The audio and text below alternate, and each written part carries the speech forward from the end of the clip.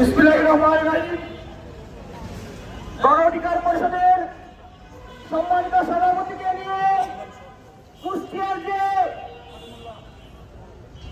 MP, যাকে আমার সুস্থ মানুষ বলে মনে হয় না, যার আচরণে মনে হয় সে মানসিকভাবে অসুস্থ এবং একটা মানসিক বিকৃত লোক, সে লোক গণ অধিকার পরিষদের সভাপতিকে নিয়ে যে কটাক্ষ করেছে, তার প্রতিবাদে আজকে গণ অধিকার পরিষদের কুষ্টিয়ার নেতৃবৃন্দ সেখানে প্রতিবাদ করেছিল।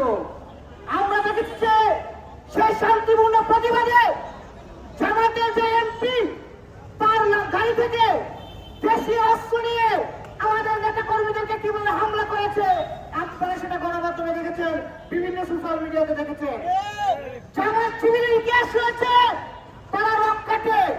এই গণঅভ্যুত্থানের পরে আমাদের মনে হয়েছিল জামাত শিবির মনে হয় ভালো হয়ে গেছে, কিন্তু আজকে দেখলাম কুষ্টিয়াতে আমাদের নেতা কর্মীদেরকে পায়ের রক্তে জামাত শিবির প্রমাণ করলো তাদের অতীতের যে রক কাটার ইতিহাস সেটা আবার পুনরায় ফিরে এসেছে।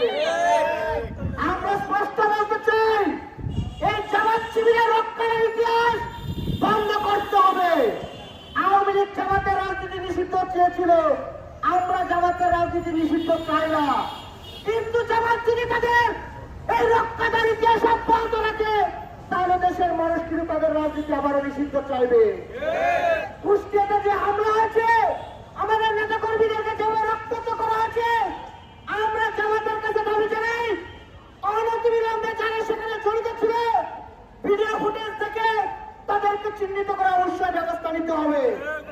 আরেকটি কথা না বললে নয়, এই জামাতের এমপি আমির হামজা তিনি একজন আলেম মানুষ, কিন্তু তার যে ধরনের বক্তব্য, সেসব বক্তব্য শুনলে মনে হয় তিনি কমেডি করেন। শুধু কমেডি নয়, তার আচরণের একটা পাগলের মতো মনে হয়।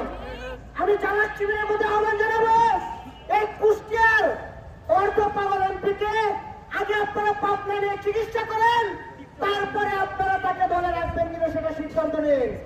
আমি আবারও ধন্যবাদ জানাই এই গণ অধিকার পরিষদের যে হামলা, সে হামলার প্রতিবাদে তাৎক্ষণিকভাবে যারা এই বসার মিছিল আয়োজন করেছে তাদেরকে ধন্যবাদ জানিয়ে আমি আমার বক্তব্য শেষ করছি। আসসালামু আলাইকুম।